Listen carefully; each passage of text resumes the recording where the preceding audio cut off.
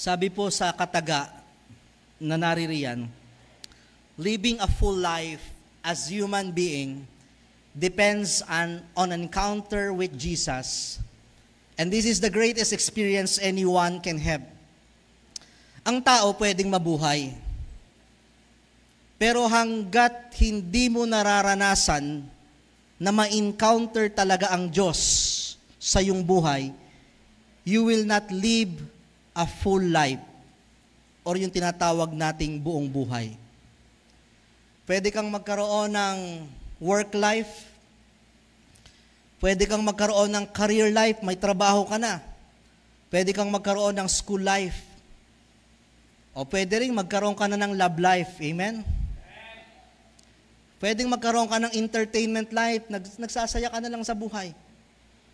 But without a Christian life, hanggat wala talaga ang Diyos sa buhay mo, you can never have a full life. And that is the greatest experience anyone can have. Sabi po sa Exodus chapter 19, by the way, when we say encounter, ito po yung pagtatagpo. Sa iyong buhay, marami tayong nakakatagpo. But there should be a moment in your life na masasabi mong tunay kong nakatagpo ang ating Panginoon. Exodus chapter 9, sabi sa verse 3, and Moses went up unto God. Ibig sabihin, nung araw, may pagkakataon na may mga ilang lingkod ng Diyos na bagamat hindi nila nakita ng mukhaan ng Diyos, pero sila ay nakalapit sa Diyos. They have encounter with God. Nakatagpo nila ang Panginoon. Nangusap ang Panginoon sa kanilang buhay. And that is what we call encounter. And in this time, si Moses po ay nagkaroon ng encounter sa Panginoon. And what does it takes, or ano po yung bunga na masasabi mo talagang ikaw sa iyong buhay ay nakatagpo mo ang Panginoon? Ibang bagay yung nakatagpo mo ang Panginoon. Ibang bagay yung nakarelasyon mo ang Panginoon sa kakilala mo ang Panginoon. Diba? Marami tayong mga kilalang artista, kilala nyo sila, pero hindi nyo pa sila nakakatagpo. O pagpalagay na nakatagpo mo sila, pero may relasyon ka ba sa kanila? Ganon din po sa ating Diyos. Pwede mong sabihin kilala mo ang Diyos. We are a Christian country. Pwede mong sabihin 95% or 99% of Filipinos kilala ang Diyos. Pero hindi lahat nakatagpo ang Diyos. At hindi lahat may tunay na relasyon sa Diyos. And unless you encounter God, your life cannot be full. And in this time, pag-asapan natin, ano yung mga nagiging bunga na masabi mong nagkaroon ka ng encounter sa Diyos? Number 1 is the word extraction. Ano yung extraction? It is the process of getting something or pulling out or forcing it to extract. Para maintindihan nyo sa mga medical field, di ba may syringe?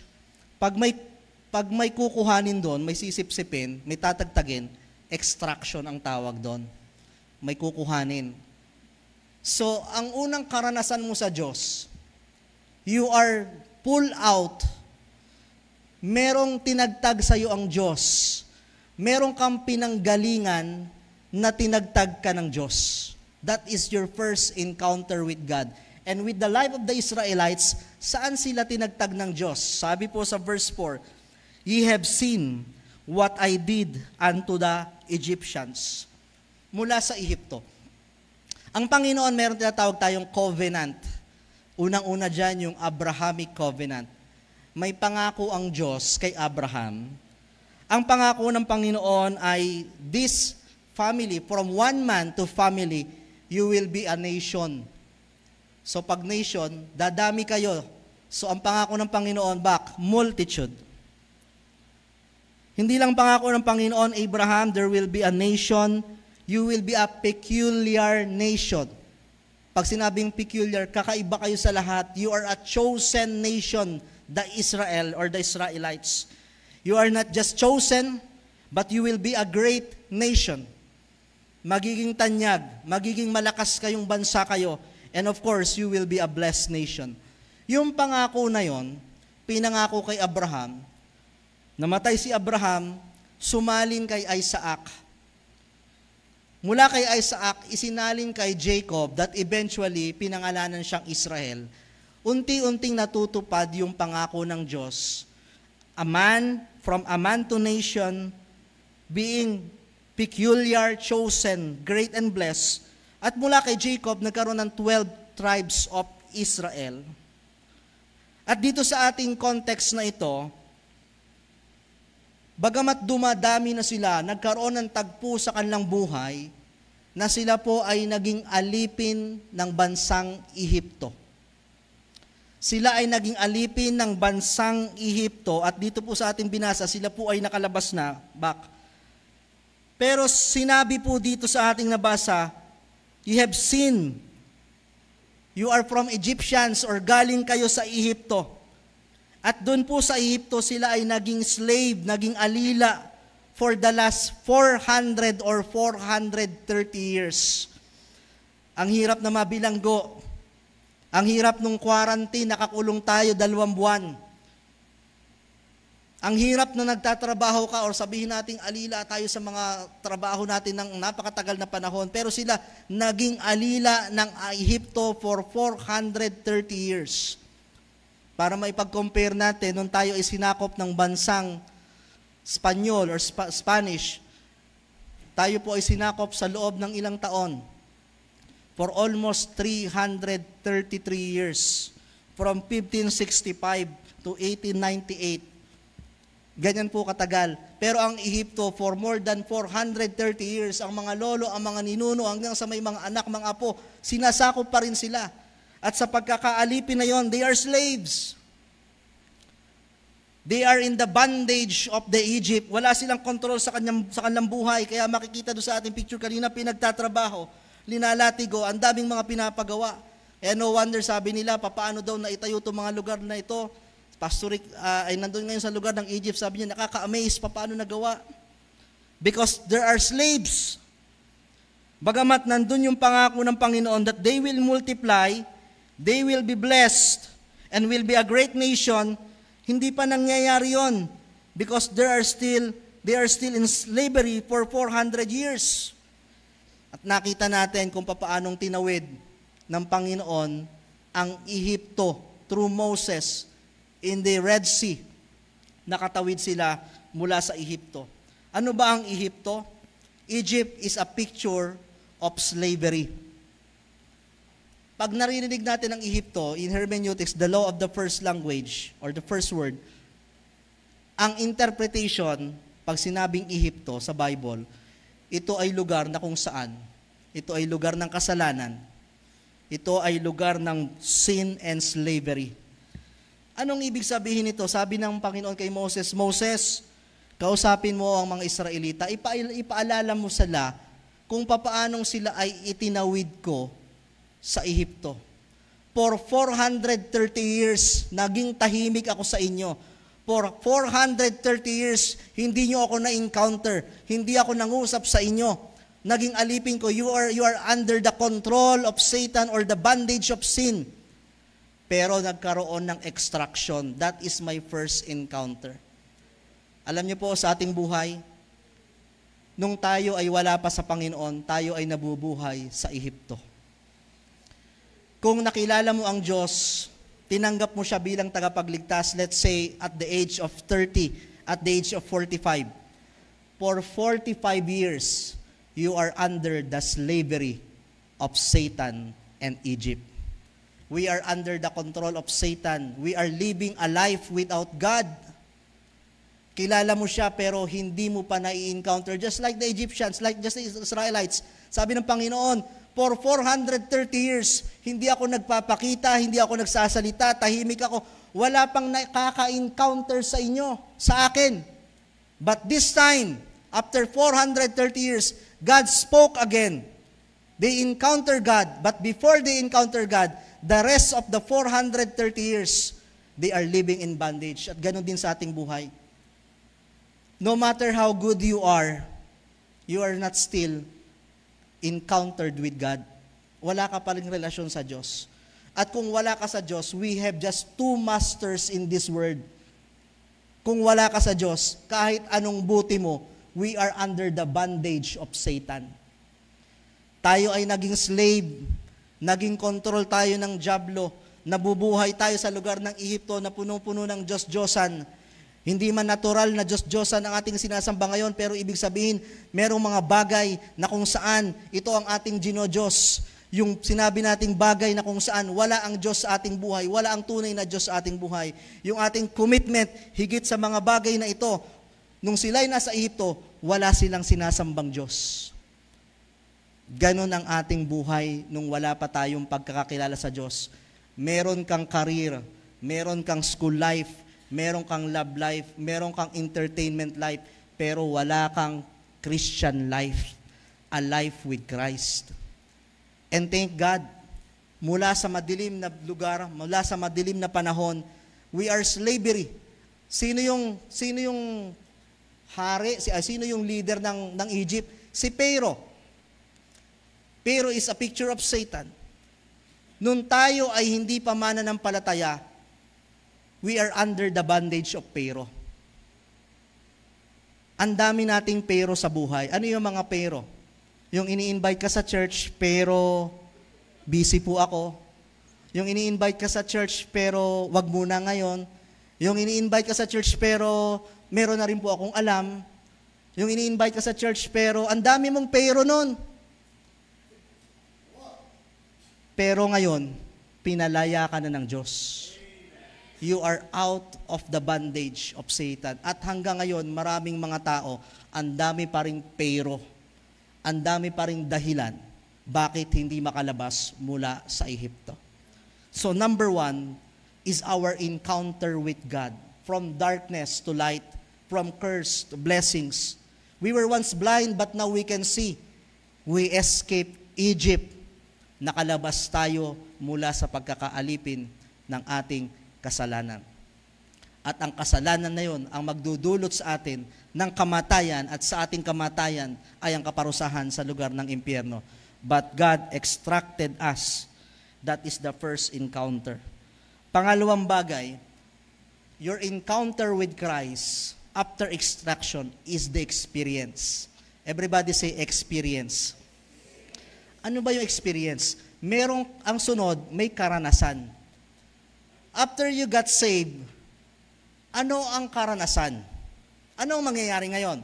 Nung naligtas ang Ehipto, ang mga Israelita sa Ehipto, what's next? Anong sunod? Alam natin ang pangako ng Panginoon, nandiyan.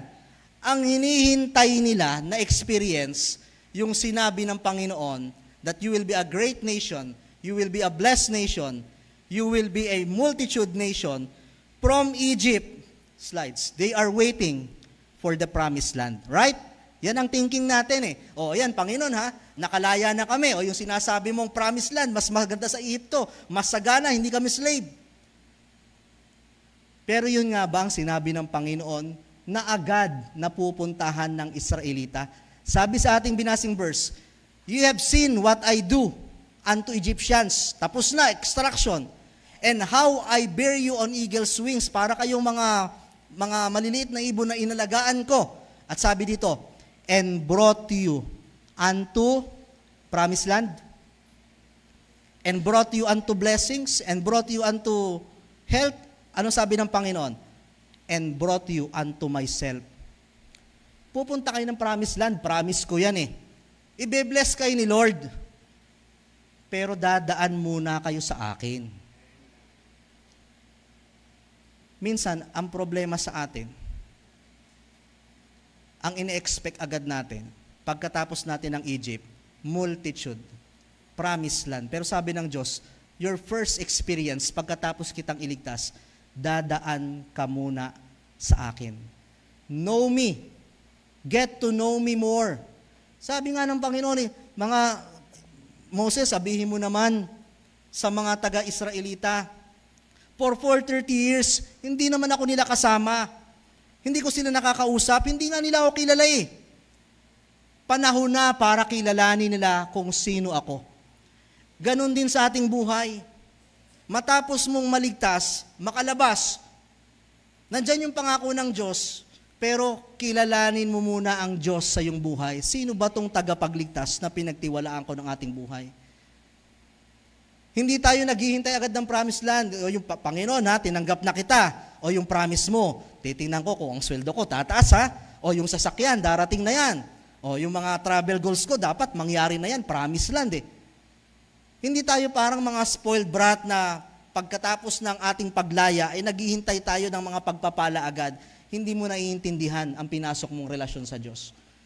Kasi sabi ng Panginoon, and brought you unto myself. Given na yan. What God had promised, He will fulfill. Pero dapat alam mo yung steps, you will encounter God. Ang problema sa mga nakalaya sa Panginoon, pagkatapos kilalanin ang Diyos, nag-shortcut na papuntang promised land. Lumakad ka muna kasama ang Diyos. Know Him more. And part of that journey, sabi dyan, what I did unto the Egyptians and how I bear you on eagle's wings and brought you unto myself. Minsan kasi ang problema, we want the blessings of God, we want the gift of God, but we don't want God Himself. Maraming mga tao gusto yung laman ng kamay ng Diyos, pero ayaw yung mukha ng Diyos. Hello? Laging nakatingin, ano bang pwedeng ibigay ng Diyos? Anong sunod? Pero yung titingnan mo ang Diyos, ayaw natin tumingin. Gusto nyo ba yung ganon? Yung ang mahal sa inyo ng karelasyon nyo, yung kamay lang, pero yung mukha ayaw. Sabihin nyo nga yung asawa nyo, alam mo, ang ganda-ganda ng kamay mo. Ang bait-bait nito. Ay baka maisampal sa'yo. Ang tingin mo, kamay lang, ay yung mukha ko. Minsan, di ba, pag may mga anak tayo na laging nakatingin sa bulsa kung anong dudukutin, or parang ganyan ang mga tao. Nakatingin lang sa kung ano ang bubunutin ng Diyos, kung ano ang ibibigay ng Diyos, pero ayaw mismong tingnan ang wangis ng Diyos. Naghihintay ang lahat ng tao sa blessings, naghihintay ang lahat ng tao gagaling, naghihintay ang lahat ng tao mapopromote, mga promised land. Pero kung talagang ang tao naghihintay at excited din sa wangis ng Diyos, nasan tang mga tao sa panahon na kailangan ng Diyos? We want the blessings of God, but not God Himself. That is the experience. Kaya kung ikaw ay mananampalataya, sinabi mong nakalaya ka na sa Ehipto, nasan ka? Are you walking with experience with God? And part of that experience is their journey through the wilderness. Walang shortcut eh. Hindi pagtawid ng Red Sea, oy, Jericho na, promised land na agad eh. Part of that journey, dadaan sila sa ilang in the wilderness. Bagamat napahaba, pero talagang linaan ng Diyos na dadaan sila sa wilderness, sa disyerto. Bakit? Doon nila ma-experience ang Diyos. Doon nila makikilala ang Diyos na kung tutuusin, suntok sa buwan tong biyahe natin ito, paano tayo mabubuhay? Disyerto, kahit pa sabihing may dala tayong pagkain, pero for 400 years, hindi ito tatagal. Pero doon nila nakilala ang Panginoon that God provides. Manna fall from the sky. At ang sabi doon, what is it? Ano to? Hindi nila maintindihan, hindi nila maipaliwanag. Dahil ganon ang biyaya ng Diyos, hindi mo minsan maintindihan papaano nangyari ang lahat in order for you to survive. May mga sandal sila, wala naman dong pen shop, wala naman dong SM na tayo nga muna yung magpalit, may ukay-ukay ba dyan? Ang tagal na nito. For 400 years, prinoteksyon na ng Panginoon ng kanilang paa. Mula sa araw, may shikay na glory, may bumabalot. Nakilala na nila na ang Panginoon nila, the one who provides, the one who protects. May mga nagkasakit, but the one who heals. Alam nyo sa ating buhay, makikilala natin yung fulfillment natin sa Panginoon in the promised land. Pero minsan, at most of the time, pinapakita ng Diyos, mas makikilala mo ako pag dumadaan ka sa disyerto ng buhay mo. Pag walang-wala ka na, doon mo malalaman, may Diyos pa pala. Pag marami ka pang tatawagan, pero pag nandun ka sa disyerto na wala ka nang malapitan, doon mo malalaman, may Diyos pa pala. Kaya minsan padadaanin tayo ng Panginoon sa init ng araw, sa wilderness, wala yung ating comfort zone, wala tayong matawagan. Padadaanin ka ng Diyos sa mga problema, sa mga karamdaman, to experience Christ. Alam nyo kasi minsan, ang hirap ng ma-experience ang Panginoon pag nasa promised land na agad tayo. Kaya nga, even sa Bible, sinabi ng Panginoon, napakahirap sa isang may kaya, sa isang mayaman na, sa isang meron na lahat na makapasok sa kaharian ng Diyos. Kasi hindi ka natatawag eh. Hindi mo na kailangan ng Diyos. Sabi ko nga, di ba? Kung ang buhay mo dito sa lupa ay para ng langit, di ba? Makikita niyo yung mga langit ang buhay, buti pa yun, sarap ng buhay, langit. Bakit mo pagugustuhin pumunta sa langit? Ay langit na ang buhay mo pala dito. Di ba?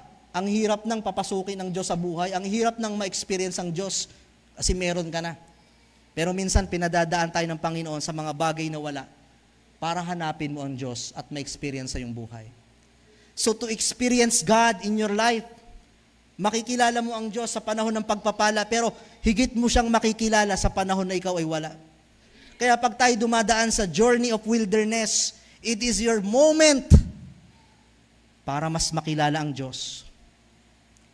Pero ang problema, tulad ng mga Israelita, supposed to be 40 days lang naman eh. Ba't naging 40 years?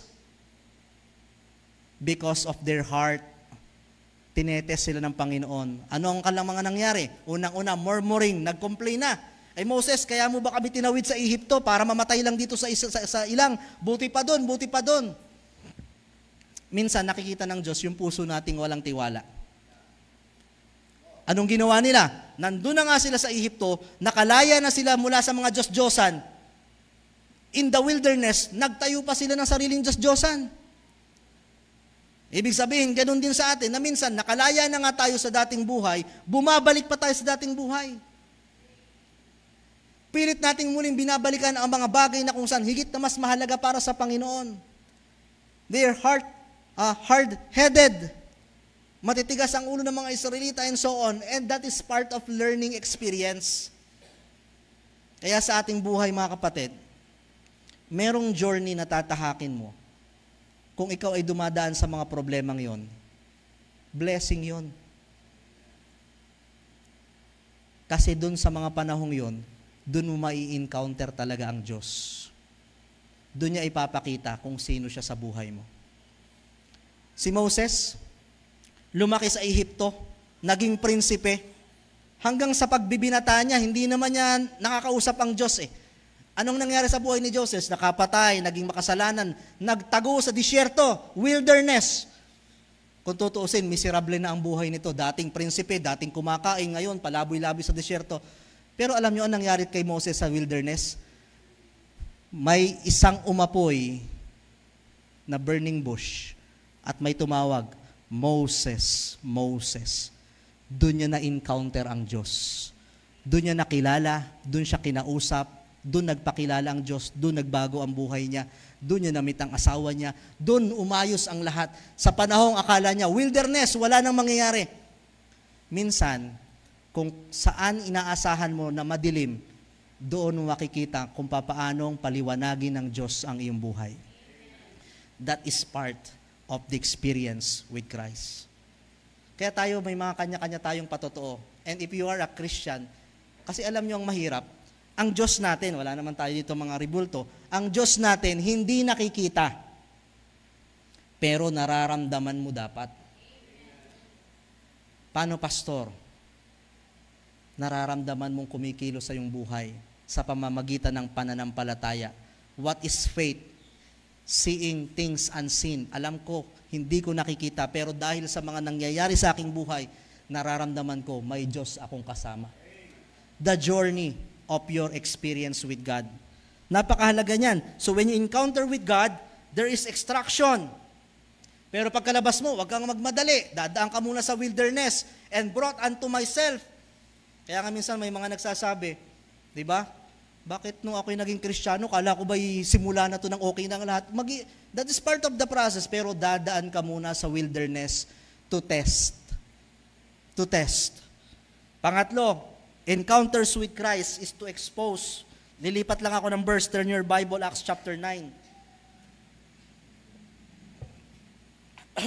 Acts chapter 9, to expose. Lipat naman tayo sa buhay ni Apostle Paul. I-extra ka niya, ilalabas ka niya sa Ehipto. Paglabas mo ng Ehipto, diretso kay Kristo. Tayo muna ang magtagpo, ha? Hindi mo nga ako kilala dati. Dati, ang buhay mo kung ano-ano. Ngayon, kilalanin mo naman ako. Paano mo ako makikilala? Through the Word of God, through encounter, through services. Mag-encounter ka sa akin. And through problems, through trials. Pagkatapos nun, pag nakikilala mo na ako, anong sunod na encounter mo sa Panginoon? He will expose you in the works of God. Sabi po dito, si Apostle Paul, the chief sinner, isa sa puno ng makasalanan, lagi natin pinag-uusapan, persecutor. Sabi po dito, si Paul, and as he journeyed, he came near Damascus. There is this one time in Damascus Road, itong si Apostle Paul, si Saul, na makasalanan, inuusig ang mga disipulo, naglalakad siya in Damascus Road. Until may nagsalita, Saul, Saul, bakit mo ako ginugulo? Bakit ka tumatakbo sa akin? At sabi po dito, who art thou, Lord? Sino ka? And the Lord said, I am Jesus, whom thou persecutest. Ako yung Diyos na kinakalaban mo. Ako yung Diyos na tinatakbuhan mo. At ang sabi ng Panginoon, Saul, it's hard for thee to kick against the prick. Sa Tagalog, mahirap sipain yung tinik. Masasaktan ka lang, Paul. Saul, huwag kang makipagtakbuhan sa akin. When Saul met the Lord on Damascus Road, ang unang nangyari, that encounter, hindi nakikilala ni Saul ang Panginoon. Hindi siya nakikiusap, hindi sila nag-uusap, walang relasyon. Pero nung nag-encounter sila ng Diyos, when Paul met the Lord on Damascus Road, ang sabi ni Apostle Paul sa Galatians, nung nakilala ko na ang Diyos, I am crucified with Christ. Ako ay kasama na ng Diyos. I live, nabubuhay ako, hindi dahil sa akin, hindi dahil noon. Nag-iba ang aking buhay. But Christ liveth in me. I live by the faith. When Paul met the Lord on Damascus Road, he definitely made a change. Nakita ang kakaibang pagbabago sa kanyang buhay. Kaya nga ayaw siyang papasukin doon sa circle of disciples or of apostles. Sabi nila, si Apostle Pablo yan, yung nagpapapatay sa atin dati, yan yung lasenggo dati, yan yung ang sama ng buhay niya ni. Gusto ni Apostle Paul na sumali sa disciples. Prinoteksyon na siya ni Barnabas. Baka naman, binago na ng Panginoon talaga. At pinatunayan ni Apostle Pablo, nung na-encounter niya ang Diyos, may naging pagbabago sa kanyang buhay. Ang hirap sabihin na talagang tayo ay merong Diyos, pero walang binago sa ating buhay. Of course, we still sin, but we sin less and less and less. There is a radical change. Hindi lamang change yung naramdaman kay Apostle Paul, but there is a radical change. Talagang nag-twist yung kanyang buhay, may nabago. Yung dating si Apostle Paul, hindi naman nakikita doon sa sanctuary or sabihin natin sa temple, si Apostle Paul na hindi naman dati nangangaral, si Apostle Paul, ang daming nagbago. At ganoon din sa buhay mo. Ang daming nagbago. Yung dating hindi ka naman nakikitang nag-church. Yung dating hindi ka naman nakikitang nagpapalda. Yung dating hindi ka naman nakikitang umaawit ng mga gospel song. Yung dating hindi ka naman nakikitang nagagamit sa gawain ng Diyos. Ang tawag dyan is radical change. Pero kung kine-claim mo na you are extracted, nakalabas ka, pinalaya ka ng Diyos, but where is your change? Nasaan ang pagbabago? You don't have encounter with God. At ang isang encounter kay Apostle Pablo, ito tapos na, linigtas ang Diyos. Na-encounter ng Panginoon, na-encounter ni Saul ang Diyos, there is a change, pero hindi nagtapos doon. The word expose. Ano yung expose? Sabi ng Panginoon, ito, verse 16, nag-usap sila, ano bang dahilan? Ba't nagpakita ang Panginoon? But rise, tumayo ka dyan, stand up through your feet. I have appeared, nagpakita ako sa iyo, may encounter tayo. Anong dahilan? I have a purpose. Hindi lang ako nagpunta dito sa Saul para gulatin ka. Nagpakita ako kasi may purpose. Anong purpose? To make thee a minister. Ano ang ministry mo? Verse 7, from the Gentiles, itatawid mo sila, hindi lang Israelita, pati yung mga hindi Israelita, ililigtas ko rin. Unto whom now I send, ikaw ang papadala ko, para buksan ang mga mata ng mga hindi nakakakilala sa Diyos, and to turn them from Egypt, from darkness to light. Ibig sabihin, nung na-encounter ng Panginoon ni Saul ang Panginoon. Ano ang mission? May i-expose ng Panginoon si Saul sa gawain ng Diyos. May I tell you, it is important to understand that one of the outcomes of an encounter with God is to be exposed in the ministry. Amen. Nung na-encounter mo ang Diyos, sinabi mo ang Diyos, nakapasok sa puso mo, kinilala mo, hindi ka lang niya pinalaya sa Ehipto. May natutulog, gisingin nyo, baka nasa Ehipto. Tingnan nyo muna ang inyong mga katabi. Hindi ka lang niya pinalaya sa Ehipto. Ano yung sunod na number 2? Extraction. Hindi ka lamang dumadaan sa wilderness. When we say expose, may purpose. Anong purpose yun? Sabi kay Apostle Paul, to be a minister.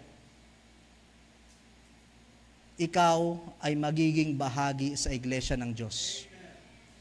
Some can testify, oy, tinanggap ko ang Diyos out of Egypt, na-experience ko na yon, yung extraction, naligtas ako. Pastor, na-experience ko ngayon yung mga sinasabi nating knowing Christ, unti-unti nakikilala ko na siya, nakakarinig ako ng Word of God. Anong sunod? Pag naririnig mo ang salita ng Diyos, lumalalim ka sa salita ng Diyos, naiintindihan mo na kaya ang Diyos, na-encounter ka, may mission sa'yo, and your mission is to help the ministry. To help the ministry. Ganun po. Every time na ang Panginoon ay nakikipag-encounter, may mission. Nagpakita ang Panginoon kay Abraham, kay Isaac, kay Jacob, kay Moses, kay Elijah. Merong message at merong mission. Kaya ang Panginoon, pag nakikipag-encounter sa atin sa Word of God, hindi lang para pakinggan, merong mission. What is the purpose? And what is your mission? Kung ang mission ni Apostol Pablo, go to Gentiles, sila naman ang nangangailangan ng kaligtasan, we still have the same mission. Anumang paraan, magiging bahagi tayo para yung mga nasa Ehipto naman, muling makalabas at makakilala sa Panginoon. Amen. Christians, especially if you're an old members, don't just sit there. Encounter, expose yourself in the ministry. Ang hirap sa iba, expose na expose sa labas, makikita mo talaga expose na expose sa mga kalsada, expose na expose sa mga school, expose na expose sa social media, expose na expose sa mga bagay na sanlibutan. Pero sa gawain, hindi mo makikitang na-expose. Hello? Hindi naman masama, kailangan natin yan, talagang dapat ma-expose tayo dyan. Pero dapat na-expose ka din sa gawain ng Diyos. Kung ikaw ay nandun pa sa extraction, kalalabas mo lang, hindi mo pa ito naiintindihan. Nasa experience ka pa lang kasi, nakikinig ka pa lang eh. Pero ikaw ba naman, matagal ng Kristiyano, ang dami mo na experience, ang dami mo na narinig, nandiyan ka pa rin, nakikinig ka pa rin, dapat expose ka na sa gawain. Don't just sit there. Hindi naman laging tayo dapat ang nandito, pero dapat alam mo, ano ba yung aking mission sa church, ba't ako'y nandito? Ano ba yung ministry na pwede akong maging bahagi ng Diyos? Hindi lang ako habang buhay na uupo, I will do something for the Lord. Tulad ni Apostol Pablo, there is a radical change, and because of that radical change, there is a mission, and that is the ministry. Mission. So, kung talagang na-encounter mo ang Diyos, maraming mga Christians, they encounter Egypt, they encounter extraction, pero bibihira yung nagkakaroon ng encounter na masasabi kong, I had been exposed in the ministry. I had been involved in the ministry. That's why wake up, mga Kristiyano. Di ba? Ang Diyos, sabi ko nga, hindi madamot. Gamitin mo ang iyong lakas sa kung ano mang gusto mo, mga karir mo, pamilya mo, gamitin mo ang iyong oras, lahat. Pero pag sa Diyos, magtitira ka. Magtitira ka. Hindi yung pag sa church, laging ay pagod po, masakit po ang ulo, may gagawin po, buong linggo, ginamit mo na lahat. Hindi, sa Diyos nga, naniniwala ka ba sa Diyos galing ang buhay? Bakit pag ang Diyos ang hihingi na ng buhay, hindi natin maibigay? Kung talagang sa Diyos yan, hindi naman hinihingi ng Diyos lahat. Iwanan nyo lahat yan, dito lang kayo. Pero pag kailangang ma-expose ka sa gawain, magpakita ka sa gawain. Amen? Be exposed in the ministry. And of course, the last, extraction. Have you experienced extraction? Probably. Have you encountered experience? Dumadaan ka ngayon sa nakikilala mo pa lang ang Diyos, lumalago ka na dahan-dahan. Okay? Yung iba hindi tumagal, bumalik sa Ehipto. Yung iba hindi nakarating. Pero you did experience Christ. Ngayon, unti-unti ka nang na-expose. Di ba? Salamat sa Panginoon. Someone, may mga naglalapit sa atin, sa mga Sunday school teachers, iba, pastor, gusto ko rin makatulong, saan ba pwede? Baka pwede kami dito once a month or siguro after 2 months. Find something. It can be your time, it can be your talent, or it can be your treasure. And panghuli, yung encounter nila sa Panginoon, ano? Exalt. Ano yung exalt? O ito na. Ano ba yung pangako ng Panginoon kay na Abraham?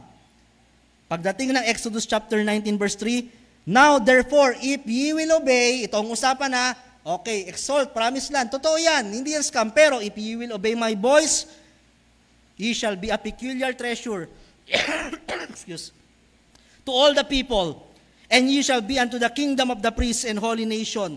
Ano po yung exalt? Ibibigay. Hindi ba binigay ng Diyos yung promised land? Binigay din eh.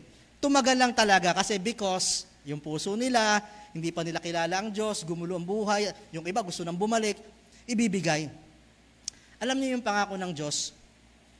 'Di ba? Bagamat nandito tayo sa lupa, in a wilderness, hindi pa rin nagbabago yung pangako ng Panginoon. Ano yung pangako ng Panginoon? I will never leave thee, nor forsake thee. This world is not our home. Ang mundong ito, wag niyong expect na ito na yung promised land. Pero kahit nandito tayo sa wilderness, expect nyo rin, hindi titigil yung manna falling from the sky. Hindi titigil yung protection. Yun yung promise ng Panginoon. Pero hindi doon nagtapos. Dumating yung time, nakarating din talaga sila sa promised land. A land flowed with milk and honey. Nagkaroon ng kaharian kay David, kay Saul, kay Solomon, na fulfill ang pangako ng Diyos. Whether we believe or not, whether we follow or not, ang pangako ng Diyos ay pangako ng Diyos. And if there is a promised land, ano ang naghihintay sa isang mananampalataya? Kung sa Israel merong pinangakong promised land, merong isang pangako na someday, maniwala ka o hindi, ipagkakaloob ng Diyos. And what is that? Beulah land. Ano yung Beulah land? Yun ang pangakong langit ng Diyos. For I will dwell in Beulah land. Ngayon, kahit anong gawin niyo mga kapatid, wilderness talaga dito sa lupa. Nakakakuha kayo ng konting lilom, giginhawa ng konti, pero pakiramdam nyo, parang ang bigat uli. Yung mga moment na masasaya dito, bilang na bilang. Yung mga moment na maayos, ang bilis mag-twist, ang saya-saya namin nun, picture, miyamayang, minsan nga hindi ka pa nakakauwi, may mga nagte-text ng problema. Wilderness yan eh. At hanggat nandito tayo, ano yung purpose? Experience Christ. Expose in the ministry. Pero hindi laging ganito. Someday, you will encounter with God. Exaltation. There is this Beulah land. Alam nyo, ang Israel, pagtawid nila ng Jericho, wala nang mana na pumapatak. Wala nang mana. Nawala na rin yung Shekinah glory. Tapos na. Bakit? Nasa promised land. Alam nyo, yung anumang mga pag-iyak-iyak nyo at pagdaing natin sa Panginoon, when you are in Beulah land, wala na lahat yan. Because that is the fulfillment of God. Tingnan nyo sa Bible, kahit anong haba ng pangako, the first promise covenant of the Bible ng Panginoon ay yung covenant na bagamat nagkasala si Adam, sabi ng Panginoon, natalo mo ang unang Adam, but someday there will be another seed or Adam. And it takes hundreds or thousands of years bago dumating ang Diyos. Naghihintay sila. Totoo ba talaga yung pangakong yon? Maaring after 20 years, excited pa sila na darating ang Panginoon. Baka dumating na. Walang dumarating. After 100 years, wala. After so many years ng paghihintay, bagamat mahaba, pero dumating. Ganon din ang pangako ng Panginoon.